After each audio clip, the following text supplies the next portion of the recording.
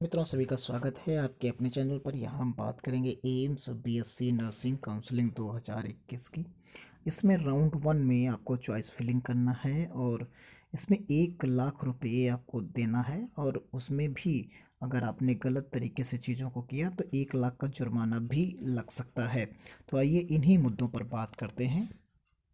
देखिए, जो प्रोस्पेक्टस इसमें दिया गया है, काउंसलिंग का प्रोस्पेक्टस, उसमें पॉइंट नंबर 7 पर जब आप आएंगे पढ़ते हुए, उसे देखते हुए, वहीं से बात करने की शुरुआत करते हैं। यहाँ दो ऑप्शन आपको दिए गए हैं। इन दो ऑप्शंस को आपको ध्यान से रखना है। इन्हीं दो ऑप्शंस में आपको दिक्कत हो सकती है।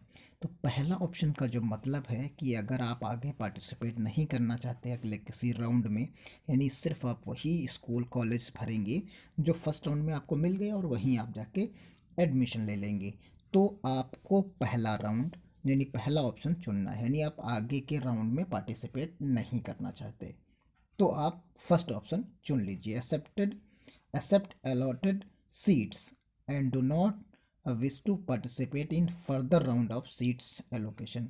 यानी आप आगे के राउंड में पार्टिसिपेट नहीं करना चाहते।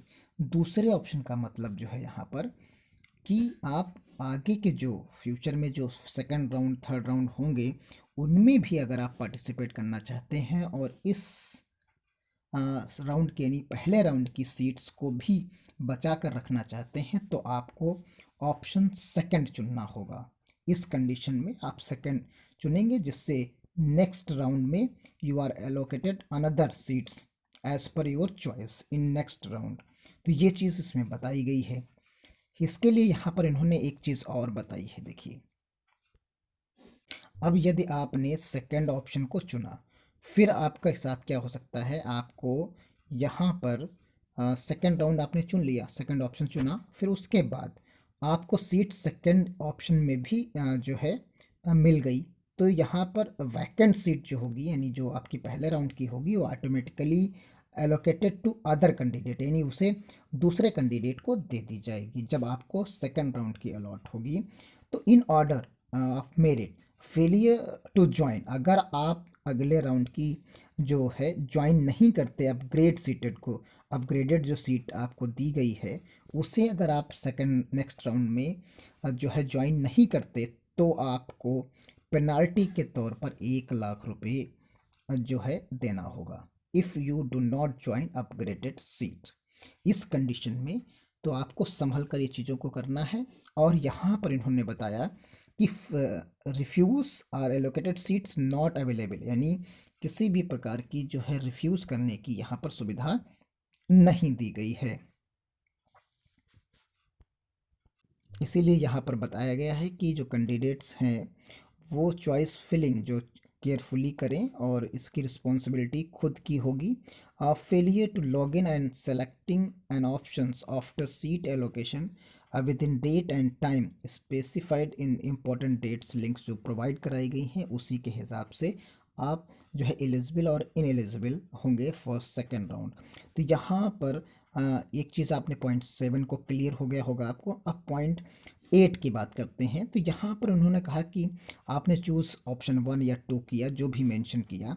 अब पॉइंट नंबर 7 में फिर उसके बाद आपको क्या करना है, टू रिपोर्ट इन पर्सन जो है, in person through authorised representative for the reporting. यहाँ पर एलोकेटेड एम्स, यानी जो आपको एम्स अलॉट हुआ है उसमें आपको ज्वाइन करना होगा जाके within date and time जो भी आपको दिया जाएगा उसके हिसाब से।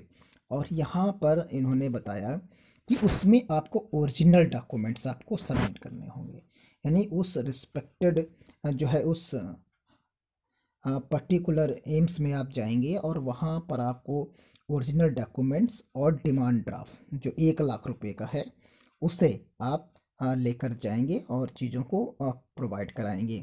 Seat allocation of the round first of online seat allocations at a time, अगर आप उसी टाइम पर पेमेंट करना चाहते हैं ऑप्शन 1 या 2 के अकॉर्डिंग, तो आपको ऑनलाइन पेमेंट करने की भी सुविधा यहाँ पर प्रोवाइड कराई गई है, जो कि इलेक्ट्रॉनिक फंड ट्रांसफ़र यानी ईएफटी के माध्यम से आप इस पर्टिकुलर एड्रेस पर कर सकते हैं। यहाँ देख सकते हैं, तो ये एड्रेस आप यहाँ पर देखेंगे कि इस एड्रेस ये जो डिटेल्स दी गई है account number, IFSC code, IMCR code, तो इसके अकॉर्डिंग आप जो है इजीली वे में डिपॉजिट कर सकते हैं। फिर उसके बाद आपको डिपॉजिट करने के बाद क्या करना होगा कि ट्रांजैक्शंस जो आईडी और अमाउंट है, डेट इलेक्ट्रॉनिक्स फंड ट्रांसफ़र की, उसे पर्टिकुलर मेल पर यानी nodal officers of allocated AIIMS with copy, तो ये जो ईमेल आईडी दी गई है इस पर आपको उसे मेल करना होगा।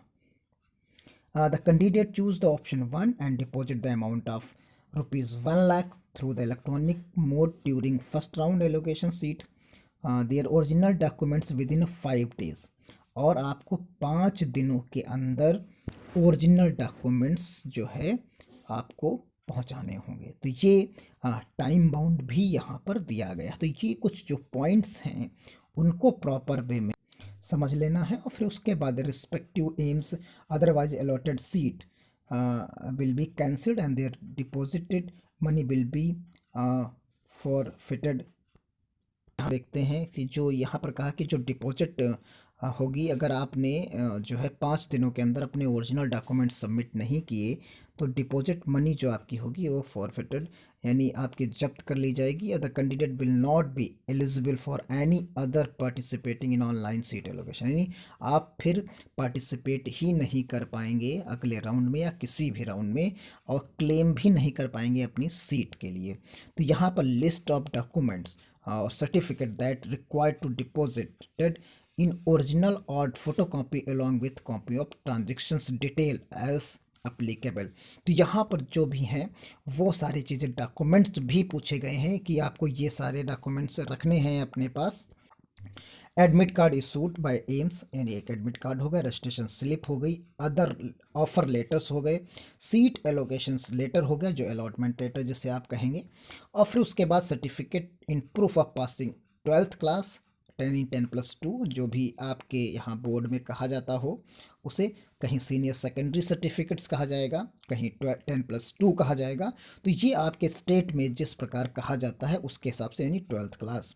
Certificate from the board showing her date of birth, यानी डेट ऑफ बर्थ प्रूफ के लिए आपको क्या देना है, 10th का सर्टिफिकेट देना है।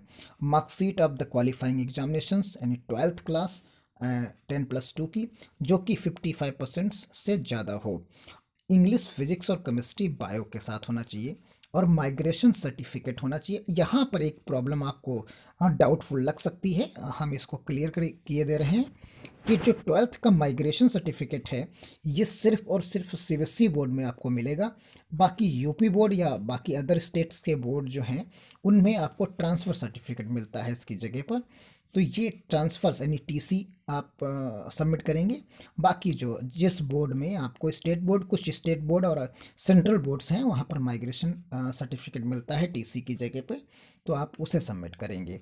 फिर बाकी का सर्टिफिकेट है OBC और EWS SC ST का, और EWS और OBC का जो कास्ट सर्टिफिकेट है वो बाउंडेड है, टाइम बाउंडेड है। तो उस टाइम जो दिया गया है, टाइम की रेंज दी गई है, डेट की रेंज, उसी रेंज के बीच का बना होना चाहिए।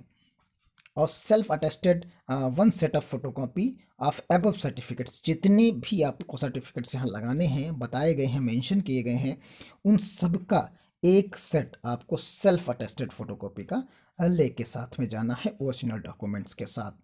तो यहाँ कैंडिडेट जो है बताया गया कि एक राउंड में जो भी है पूरी चीज़ें आप लगभग क्लियर हो गई होंगी, आप समझ भी गए होंगे कि क्या क्या करना है। तो ये एक जो यहाँ पर एक बॉन्ड तरीके से 1 लाख रुपए का है, इसे आपको समझदारी पूर्वक करना है कि कहीं आपके हाथ से ये फिसल ना जाए कि 1 लाख रुपया भी चला जाए और सीट भी आपको ना मिले।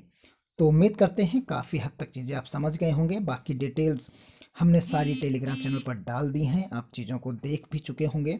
और भी अगर क्लियर नहीं हो रहा है तो उसे हम और क्लियर करेंगे, आप कमेंट बॉक्स में लिखते जाएं, उसी के आधार पर हम वीडियो बनाते चले जाएंगे। तो मिलते हैं अगले आपके सवालों के साथ, choice filling step by step या बाकी डिटेल्स जो आप लोग कह रहे हैं उस पर भी वीडियो आपको प्रोवाइड कराया जाएगा। तो आप चैनल को सब्सक्राइब करते रहिए, आपको एक एक इन्फॉर्मेशन दी जाएगी। तो मिलते हैं अगले वीडियो में, तब तक के लिए धन्यवाद। जय हिंद, जय भारत।